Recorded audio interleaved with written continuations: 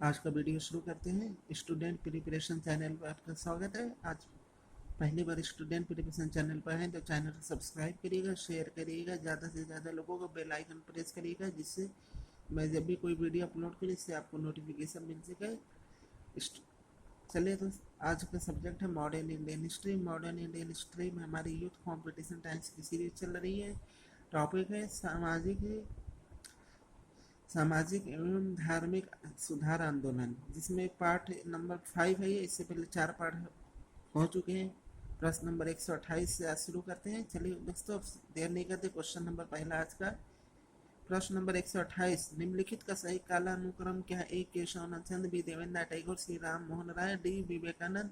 नीचे से पूर्ण सही उत्तर चाहिए। इसका ऑप्शन ए, बी,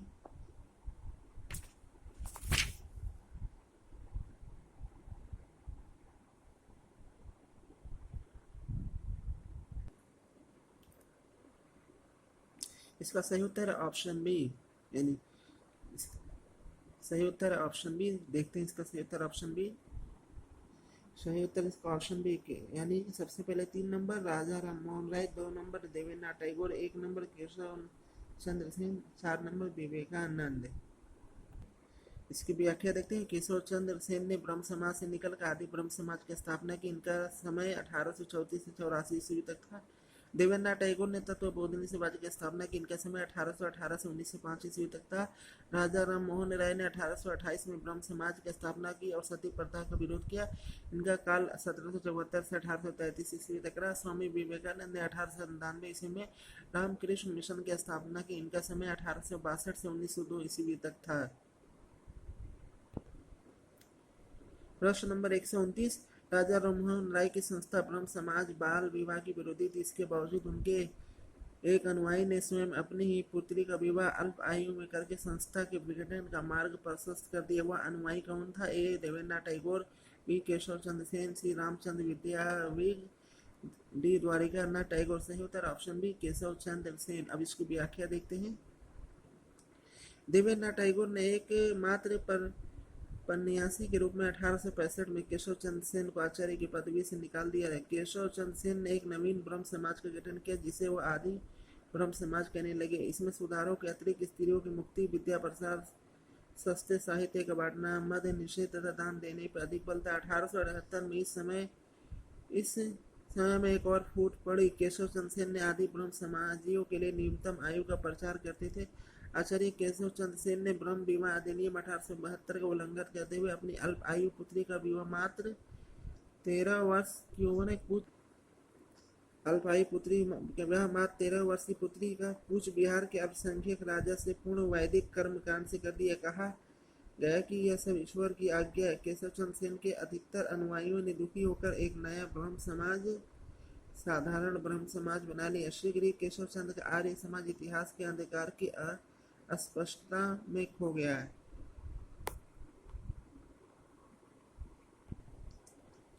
प्रश्न नंबर 130, एक जाति, एक धर्म और एक ईश्वर में विश्वास करता हूँ। निम्न में से किसने कहा? ए नारायण गुरु, बी सुभाष चंद्र बोस, लाला हृदय, डी उपरोक्त में से कोई नहीं। सही उत्तर ए नारायण गुरु। केरल में श्री नारायण गुरु ने दलितोद्धार का एक आंदोलन शुरू किया। इन्होंने 1903 ईस्वी में श्री नारायण धर्म परिपालन योगम संस्था की स्थापना की तथा एक जाति, एक धर्म और एक ईश्वर की आवश्यकता पर जोर दिया है।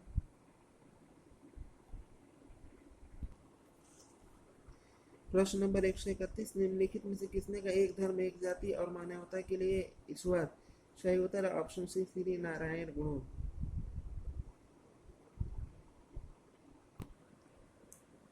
प्रश्न नंबर 132, बाल विवाह प्रथा को नियंत्रित करने हेतु वर्ष 1872 के सिविल मैरिज एक्ट ने लड़कियों के विवाह की न्यूनतम आयु निर्धारित की। इसका सही उत्तर ऑप्शन ए 14 वर्ष। सिविल मैरिज एक्ट या नेटिव मैरिज अथवा ब्रह्म मैरिज एक्ट के द्वारा लड़कियों के विवाह की न्यूनतम आयु 14 वर्ष और लड़कों के 18 वर्ष निर्धारित की गई। इस अधिनियम के द्वारा बहुपत्नी प्रथा को भी समाप्त कर दिया गया। ज्ञातव्य है कि केशव चंद्र सेन ने बाल विवाह को रोकने का अथक प्रयास किया। इन्हीं के प्रयास से 1872 में अंतरजातीय एवं विधवा पुनर्विवाह बिल पारित हुआ। प्रश्न नंबर 133, निम्नलिखित में से किसने 1872 में नेटिव मैरिज एक्ट को पारित करने में महत्वपूर्ण भूमिका निभाई? इसका सही उत्तर ऑप्शन सी केशव चंद्र सेन। प्रश्न नंबर 134, अंतरजातीय एवं विधवा पुनर्विवाह से संबंधित 1872 ईस्वी का अधिनियम क्या कहलाता है? इसका सही उत्तर है option A Brahma marriage act.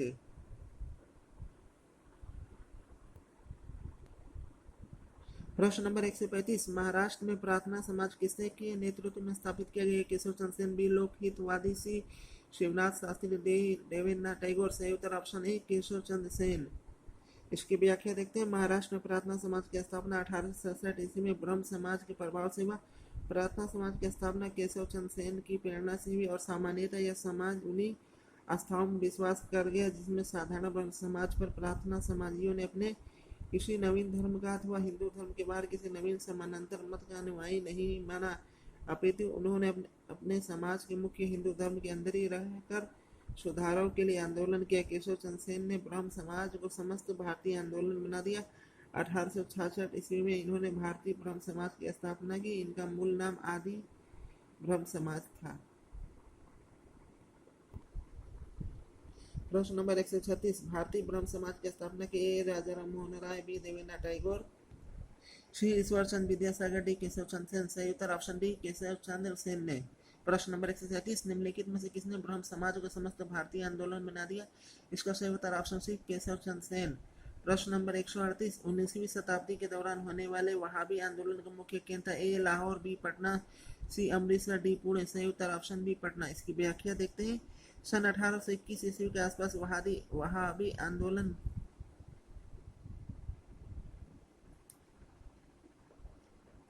सन 1821 के आसपास वहाबी आंदोलन की स्थापना का श्रेय भारत के सैयद अहमद राय बरेलवी को जाता है, जो कि शाह अब्दुल अजीज का शिष्य था। शाह अजीज शाह वली उल्लाह के सबसे बड़े पुत्र हैं। इनके समर्थक में आने के पश्चात राय बरेली पर वहाबी आंदोलन का विशेष प्रभाव पड़ा, जिसके चलते भारत में उसने पटना को वहाबी आंदोलन केंद्र बनाकर कार्य किया।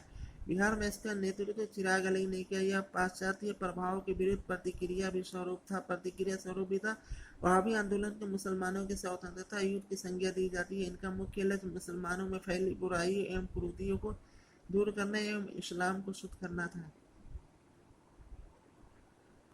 प्रश्न नंबर 139, वहाबी आंदोलन के बारे में क्या सही है? ए यह पाश्चात्य प्रभाव के विरुद्ध प्रतिक्रिया थी। यह किसानों का आंदोलन था। यह 1890 तक चलता रहा है। इसका लक्ष्य इस्लाम का प्रचार प्रसार करना। तो सही उत्तर ऑप्शन है यह पाश्चात्य प्रभाव के विरुद्ध प्रतिक्रिया थी।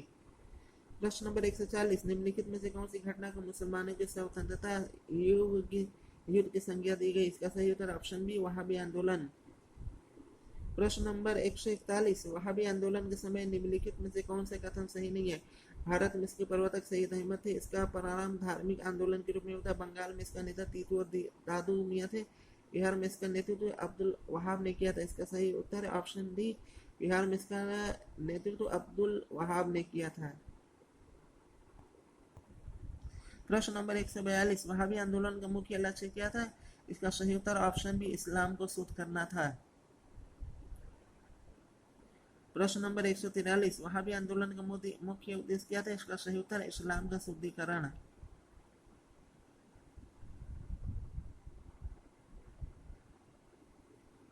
प्रश्न नंबर 144, निम्नलिखित में से कौन वहाबी आंदोलन का नेता था? इसका सही उत्तर ऑप्शन सी सैयद अहमद। प्रश्न नंबर 145, शारदा अधिनियम के अंतर्गत लड़कियों एवं लड़कों के विवाह की न्यूनतम आयु क्रमशः कितनी निर्धारित की गई? 12 वर्ष, 16 वर्ष, बी 14 वर्ष, 18 वर्ष, सी 15 वर्ष, 21 वर्ष, डी 16, 22 वर्ष। सही उत्तर ऑप्शन बी 14 वर्ष एवं 18 वर्ष। इसकी व्याख्या देखते हैं। 1891 ईस्वी में ब्रिटिश सरकार ने एस बंगाली के सहयोग से एज ऑफ कंसेप्ट एक्ट पारित किया, जिसके अनुसार 12 वर्ष से कम आयु की कन्याओं के विवाह पर प्रतिबंध लगा दिया गया। तिलक ने एज ऑफ कंसेप्ट एक्ट का विरोध करते हुए इसे भारतीय सामाजिक मामलों में विदेशी हस्तक्षेप माना। 1929 ईस्वी में एज ऑफ कंसेप्ट एक्ट 1891 को संशोधित कर शारदा एक्ट नाम दिया गया, जिसके अनुसार विवाह की आयु को 14 वर्ष लड़की एवं 18 वर्ष लड़के को निर्धारित किया गया है। प्रश्न नंबर 146, शारदा एक्ट संबंधित था? सही उत्तर है ऑप्शन ए बाल विवाह प्रतिबंध से। प्रश्न नंबर 147, 1929 ईस्वी के शारदा एक्ट का प्रमुख प्रावधान क्या था? इसका सही उत्तर ऑप्शन सी, इसने लड़कों और लड़कियों के ब्याह की न्यूनतम आयु निर्धारित किया।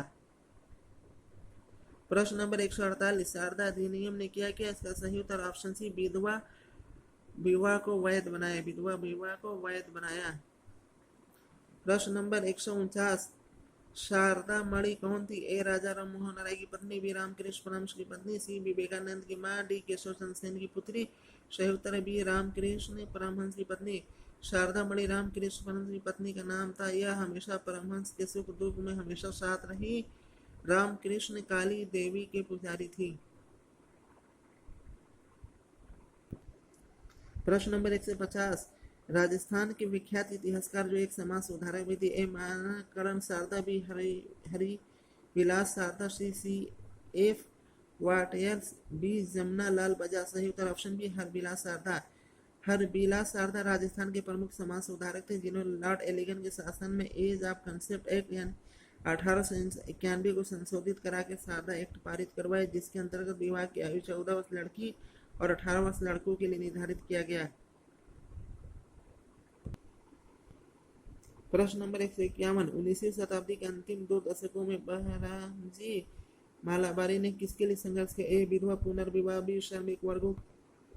19वीं शताब्दी के अंतिम 2 दशकों में बहरामजी मालाबारी ने किसके लिए संघर्ष किया था? ए विधवा पुनर्विवाह, बी श्रमिक वर्गों की स्थिति में सुधार, सी कम आयु की हिंदू लड़कियों को संरक्षण, डी बाल हत्या निषेध। सही उत्तर ऑप्शन सी, कम आयु की हिंदी लड़कियों को संरक्षण।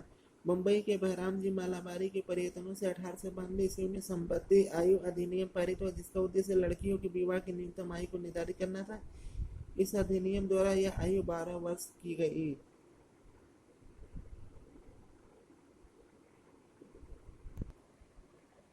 प्रश्न नंबर 152, रामकृष्ण मिशन की स्थापना किसने की थी? इसका सही उत्तर ऑप्शन सी, स्वामी विवेकानंद। स्वामी विवेकानंद ने अपने गुरु स्वामी रामकृष्ण परमहंस की स्मृति में 1897 ईस्वी में कलकत्ता के निकट बेल्लोर में रामकृष्ण मिशन की स्थापना की। इस मिशन का उद्देश्य मानव समाज के हित के लिए रामकृष्ण परमहंस ने जिन सब तत्वों की व्याख्या की थी तथा कार्य रूप में उनके जीवन में जो तत्व प्रतिपादित हुए उनका प्रचार तथा मनुष्य की शारीरिक, मानसिक और पारमार्थिक उन्नति के लिए जिस प्रकार सब तत्वों का प्रयोग हो सके उन विषयों में सहायता करना। रामकृष्ण परमहंस ने मूर्ति पूजा को ईश्वर प्राप्ति का एक साधन अवश्य माना, परंतु इन्होंने चिन्ह एवं कर्मकांड की तुलना में आत्मशुद्धि एवं पर अधिक बल दिया। रामकृष्ण परमहंस की शिक्षाओं के प्रचार प्रसार का श्रेय उनके योग्य शिष्य विवेकानंद जी को है। ज्ञातव्य कि स्वामी विवेकानंद का मूल नाम नरेंद्र नाथ दत्त था। स्वामी विवेकानंद एक कर्म योगी और वेदांती थे। 1893 ईस्वी में शिकागो में धर्मों की संसद में भाग लेकर इन्होंने पाश्चात्य जगत को भारतीय संस्कृति व दर्शन से अवगत कराया। इन्होंने स्पष्ट रूप से कहा कि वे ऐसे धर्म में विश्वास नहीं करते जो किसी विधवा के आंसू नहीं पोंछ सकता अथवा किसी अनाथ को रोटी नहीं दे सकता। प्रश्न नंबर 153, रामकृष्ण मिशन की स्थापना 1897 ईस्वी में किसने की थी? सही उत्तर ऑप्शन ए, स्वामी विवेकानंद। प्रश्न नंबर 194, स्वामी विवेकानंद ने रामकृष्ण मिशन की स्थापना की। रामकृष्ण मिशन की स्थापना स्वामी विवेकानंद ने 1897 ईस्वी में की थी। विकल्प में से कोई नहीं है इसका आंसर। प्रश्न नंबर 155, 19वीं शताब्दी के उत्तरार्ध में नव हिंदूवाद के सर्वश्रेष्ठ प्रतिनिधि थे। ए रामकृष्ण परमहंस, बी स्वामी विवेकानंद, श्री बंकिम चंद्र चटर्जी, डी राजा राम मोहन राय। सही उत्तर ऑप्शन बी, स्वामी विवेकानंद। प्रश्न नंबर 156, निम्नलिखित में से किसने सन 1893 में शिकागो में विश्व धर्म संसद में भारत के प्रतिनिधि के? ए महात्मा गांधी, बी मोतीलाल नेहरू, सी राजा राम मोहन राय, डी स्वामी विवेकानंद। सही उत्तर option D, B Swami Vivekananda. ये इंपॉर्टेंट क्वेश्चन नहीं है, बहुत बड़ा है। MP PCS, UP PCS, Rajasthan कई बार आ चुका है। ये इंपॉर्टेंट क्वेश्चन है। प्रश्न नंबर 157, वेदांत सोसाइटी का स्थापना किसने की? ए विवेकानंद, बी केशव चंद्र सेन, सी देवेंद्र टैगोर, डी राजा राम मोहन राय। सही उत्तर ऑप्शन है विवेकानंद, ए विवेकानंद।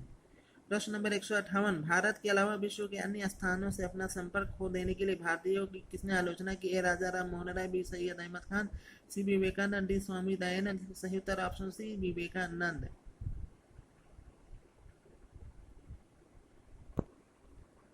प्रश्न नंबर 159, पंजाब में अहमदी आंदोलन किसने प्रारंभ किया? A sir Syed Ahmad, B M Khuda Bakhsh, C Badruddin Tyabji, D Mirza Ghulam Ahmad. सही उत्तर ऑप्शन डी, मिर्जा गुलाम अहमद। 19वीं शताब्दी में मुस्लिम समाज में धर्म सुधार लाने के लिए एक आंदोलन चला जिसे अहमदी आंदोलन के नाम से जाना था। मिर्जा गुलाम अहमद इसके संस्थापक थे। इसके नेता ने खुद को हजरत मोहम्मद की बराबरी में इस्लाम का मसीहा माना, जो कि गलत है। प्रश्न नंबर 160, अलीगढ़ आंदोलन किसने चला? A Aga Khan, B Abdul Latif, C Syed Ahmad Khan, D Syed Mir Ali सही आस्ताना, सैयद अहमद खान। ऑप्शन सी।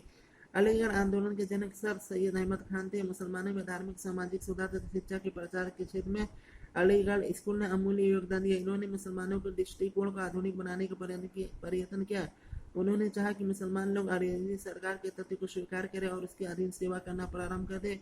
वो अपने प्रयत्न में बहुत सफल रहे। उन्होंने दास प्रथा को भी इस्लाम के विरुद्ध बताया, परंतु इनका सबसे महत्वपूर्ण कार्य कुरान पर टीका थी, जिसमें उन्होंने परंपरागत टीकाकारों की आलोचना की और समकालीन वैज्ञानिक ज्ञान के प्रकाश में अपने विचार व्यक्त किए। इसी के कारण इसीलिए सर सैयद अहमद खान ने साइंटिफिक सोसाइटी की स्थापना की, जिसे 1864 में अलीगढ़ में लाया गया। अलीगढ़ आंदोलन के प्रमुख सर सैयद अहमद खान स्कूल एवं 1886 में all India Mohammedan Anglo education की स्थापना की। प्रश्न नंबर 161, भारतीय मुसलमानों में अलीगढ़ आंदोलन मुख्य उद्देश्य क्या था? हिंदू मुस्लिम होना। Option A. ऑप्शन बी, भारतीय मुसलमानों में सामाजिक सुधार। ऑप्शन सी, मुसलमान तथा अंग्रेजों की मैत्री भावना को जगाना। ऑप्शन डी, भारत में नवोदित राष्ट्रीय को बल देना। सही उत्तर ऑप्शन बी, भारतीय मुसलमानों में सामाजिक धार्मिक सुधार। प्रश्न नंबर 162, भारत में दासों की निर्यात पर कब प्रतिबंध लगाया गया? ए 1764 में, बी 1789 में, सी 1858 में, डी 1868 में। सही उत्तर ऑप्शन सी 1858 में। 1833 का चार्टर एक अधीन भारत सरकार को दासों की अवस्था सुधारने और अंधता दासता समाप्त करने के लिए भी आज्ञा दी गई। 1843 में लॉर्ड एलन बरो के काल में 1843 का अधिनियम 5 के द्वारा समस्त भारत में दासता को अवैध कर दिया गया। 1898 में भारत से दासों के निर्यात को प्रतिबंधित कर दिया गया है। प्रश्न नंबर 163, निम्नलिखित में से किस एक्ट ने भारत में दास प्रथा की वैधानिकता को समाप्त किया? इसका सही उत्तर ऑप्शन डी 1843 का एक्ट 5। प्रश्न नंबर 164, 1843 के इंडिया एक्ट पंचम ने किस बात को अवैध किया था? ए बाल विवाह, बी बहु सती विवाह, बाल हया, डी गुलामी। सही उत्तर ऑप्शन डी गुलामी। प्रश्न नंबर 165, जिस गवर्नर जनरल ने दास प्रथा को समाप्त किया वह कौन था? A sir John Shore, B lord William Bentinck, C lord Ellenborough, D lord Cornwallis. सही उत्तर option C lord Ellenborough. प्रश्न नंबर 166, इनमें से किस वर्ष बंगाल से दासों की निर्यात को रोक लगा दिया गया? ए 1764, बी 1789, सी 1858, डी 1868। सही उत्तर ऑप्शन बी 1789। 1789 में बंगाल से दासों की निर्यात को रोक दिया गया। इस समय गवर्नर जनरल लॉर्ड कॉर्नवालिस 1786-93 था। कॉर्नवालिस संहिता द्वारा कलेक्टरों की न्यायिक एवं फौजदारी शक्तियां ले ली गई तथा उनके पास केवल कर संबंधी शक्तियां ही रह गई।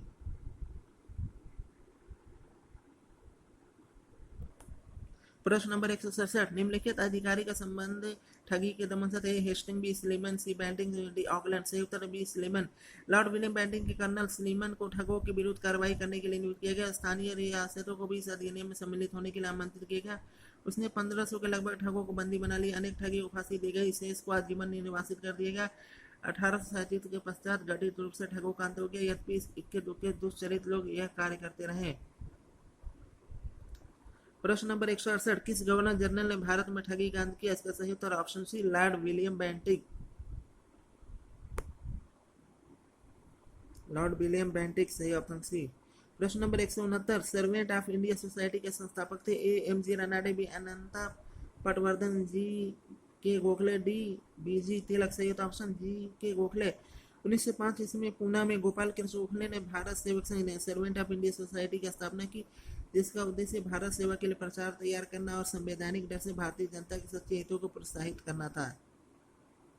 प्रश्न number 170, servant of India society का उद्देश्य क्या था? इसका सही उत्तर ऑप्शन सी देश की सेवा के लिए समर्पित कार्यकर्ता तैयार करना।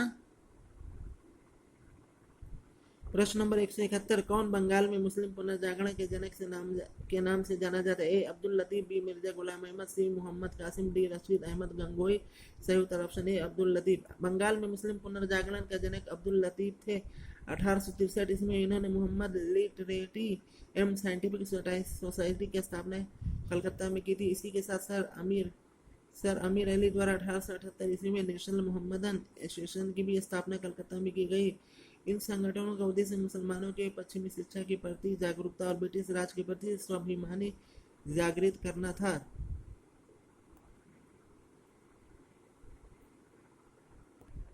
प्रश्न नंबर 172, उसका प्रधान संबल था सामाजिक और धार्मिक सुधार। अपने सामाजिक बुराइयों के निराकरण के लिए विधान निर्माण का सहारा लिया और बाल विवाह पर्दा प्रथा के उन्मूलन के लिए अविराम परिश्रम किया। सामाजिक सदस्यों पर राष्ट्रीय स्तर पर विचार विमर्श को प्रोत्साहित करने हेतु उसने भारतीय राष्ट्रीय सामाजिक सम्मेलन का उद्घाटन किया, जिसका अधिवेशन बहुत वर्षों तक भारतीय राष्ट्रीय कांग्रेस के साथ साथ होते रहे। इस संकेतित व्यक्ति है। इसका सही उत्तर ऑप्शन सी महादेव गोविंद रानाडे।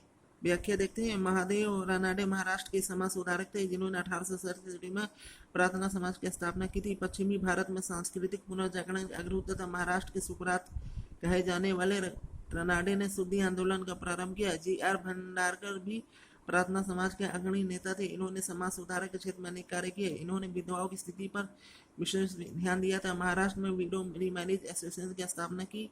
इन्होंने अपने जीवन में एक वकील के रूप में शुरू किया। बाद में इन्हें बम्बई उच्च न्यायालय में न्यायाधीश बनने का भी अवसर प्राप्त हुआ। इन्होंने दक्कन शिक्षा समाज की स्थापना की तथा सार्वजनिक सभा नामक पत्र का संपादन किया। प्रश्न नंबर 173, प्रार्थना समाज संस्था के संस्थापक थे। इसका सही उत्तर ऑप्शन डी महादेव गोविंद रानाडे। प्रश्न नंबर 174, निम्नलिखित में से किसने पश्चिम भारत के पुनर्जागरण का जनक कहा जाता है? पश्चिम भारत के सही उत्तर ऑप्शन ए एम.जी. रानाडे यानी महादेव गोविंद रानाडे। प्रश्न नंबर 175, महाराष्ट्र में किसने विडो रीमैरिज एसोसिएशन को चलाया? इसका सही उत्तर ऑप्शन बी महादेव गोविंद रानाडे। प्रश्न नंबर 176, पश्चिमी भारत के डी.के.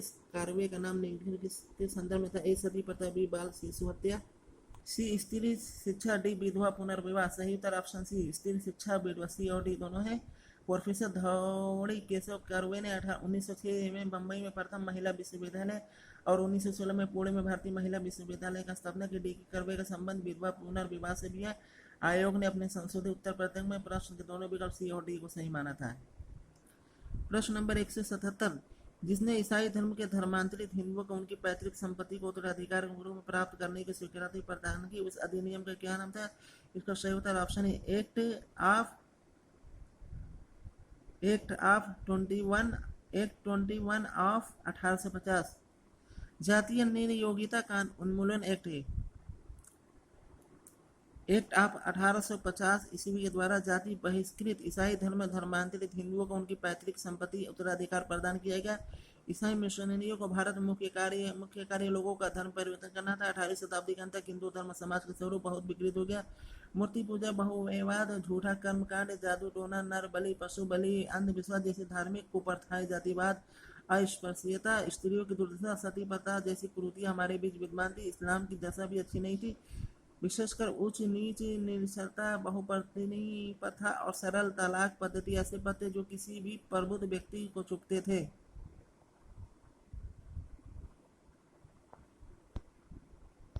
प्रश्न नंबर 178, ईसाई धर्म में धर्मांतरित हिंदुओं को पैतृक संपत्ति में उत्तराधिकारी प्राप्त करने में सक्षम बनाने वाला अधिनियम था एक्ट 21/1850। प्रश्न नंबर 179, आंध्र सामाजिक सुधार आंदोलन के नेता कौन था? ए अमृता लिंगम, बी सुभाष लिंगम, सी वीरेश लिंगम, डी उपरोक्त में से कोई नहीं। सही उत्तर ऑप्शन सी वीरेश लिंगम। आंध्र में सामाजिक सुधार आंदोलन के नेता वीरेश लिंगम थे। इनका जन्म आंध्र प्रदेश के राजमुंद्री में 16 अप्रैल 1848 को हुआ था। उन्होंने जाति विरोधी आंदोलन का सूत्रपात किया था। आधुनिक तेलुगु गद्य साहित्य के प्रवर्तक वीरेशलिंगम ने प्रथम उपन्यासकार, प्रथम नाटककार के रूप में ख्याति अर्जित की थी। प्रश्न नंबर 180, 1911 में सोशल सर्विस लीग की स्थापना किसने की थी? सही option A Motilal, B LB. Shastri, C Lala Hridaylal, D MN. Joshi. सही उत्तर है ऑप्शन डी एम.एन. जोशी। इसकी व्याख्या देखते हैं। नारायण मल्हार जोशी ने 1921 में बम्बई में सोशल सर्विस लीग की स्थापना की। इसका उद्देश्य था साधारण जनता के लिए जीवन और काम की बेहतर एवं तर्कसंगत स्थितियां प्राप्त करना प्रश्न नंबर 181, राधा स्वामी सत्संग के संस्थापक थे? ए हरिदास स्वामी, बी शिवदयाल साहब, सी शिव नारायण अग्निहोत्री, डी स्वामी श्रद्धानंद। सही उत्तर ऑप्शन बी शिव दयाल साहब। शिव दयाल सिंह साहब जो हजूर स्वामी जी महाराज के नाम से प्रसिद्ध थे ने आगरा में सन 1861 में दयाल बाग में सहतूत का पेड़ लगाकर राधा स्वामी सत्संग की स्थापना की। इनका जन्म 24 अगस्त 1888 को पत्ती गली आगरा में हुआ था। वर्तमान में दयाल बाग में राधा स्वामी सत्संग का भव्य मंदिर है। शिव नारायण अग्निहोत्री ने 1887 में लाहौर में देव समाज की स्थापना की। वे ब्रह्म समाज के अनुयायी थे। इन्होंने मदिरा एवं मांस सेवन की तीव्र निंदा की थी। स्वामी श्रद्धानंद ने 1900 ईस्वी में हरिद्वार के निकट कांगड़ी में गुरुकुल विश्वविद्यालय की नींव रखी थी। प्रश्न नंबर 182, आगरा स्थित दयालबाग संबंध। प्रश्न नंबर 182, आगरा स्थित दयालबाग संबंधित है? ए कबीरपंथ से, बी नारायण संप्रदाय, सी रामानुजन संप्रदाय, डी राधा स्वामी पद से। सही उत्तर डी राधा स्वामी पद से।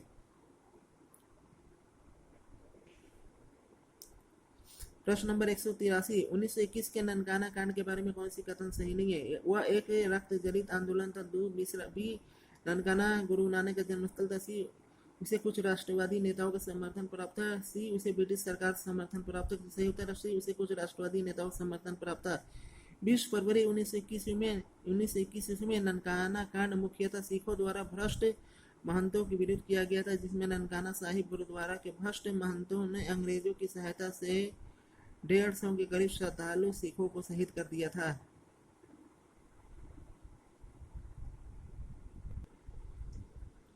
प्रश्न नंबर 184, महाराष्ट्र में विधवा पुनर्विवाह हेतु अभियान का नेतृत्व किसने किया? ए विष्णु परशुराम पंडित ने।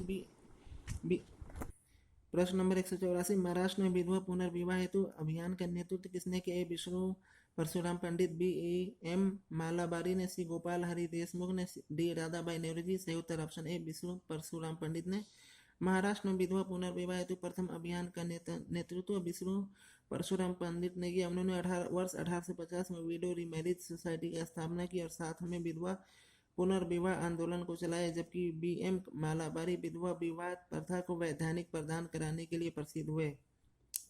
चलिए दोस्तों, आज का वीडियो यहीं समाप्त करते हैं। पार्ट नंबर 5 था, इसमें और एक प्रश्न है, बाकी का प्रश्न पार्ट 6 में मिलेगा।